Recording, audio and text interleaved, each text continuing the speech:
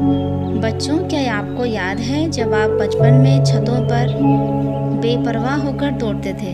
रंग बिरंगी तितलियाँ, आसमान में ऊंची उड़ती पतंगें देखना किसे पसंद नहीं होता था। हमारी आज की कविता पतंग बिल्कुल इसी जादुई एहसास के बारे में है। कवि आलोक धनवा जी ने इस कविता में दिखाया है कि कैसे मौसम बदलता है और बच्चे अपनी कोमलता और निडरता से पूरी दुनिया जीत लेते हैं। नमस्कार, स्वागत है आपका हिंदी की पाठशाला में। आज हम कक्षा 12वीं की हिंदी की सबसे खूबसूरत और रंग बिरंगी कविता पढ़ने जा रहे हैं, जिसका नाम है पतंग और इसे लिखा है मशहूर कवि आलोक धनवा जी ने। यह कविता सिर्फ हमें एक पतंग के बारे में नहीं बताती, बल्कि यह आपके बचपन की मस्ती, आपके साहस और बच्चों के आसमान जैसे ऊंचे हौसलों की एक कहानी है।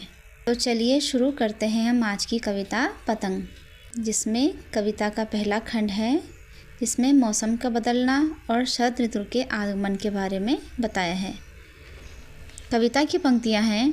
सबसे तेज बौछारे गई भादो गया, सवेरा हुआ खरगोश की आँखों जैसा लाल सवेरा। शरद आया पुलों को पार करते हुए, अपनी नई चमकीली साइकिल तेज चलाते हुए।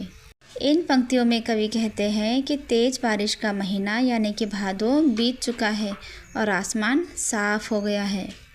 अब एक सुंदर सवेरा हुआ है जो कि खरगोश की लाल आँखों जैसा चमकदार और सुंदर है।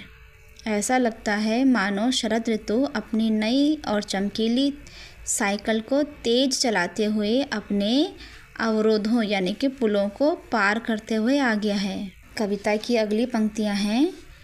चमकीले इशारों से बुलाते हुए और आकाश को इतना मुलायम बनाते हुए कि पतंग ऊपर उड़ सके, दुनिया की सबसे हल्की और रंगीन चीज़ उड़ सके, दुनिया का सबसे पतला कागज़ उड़ सके, बांस की सबसे पतली कमानी उड़ सके।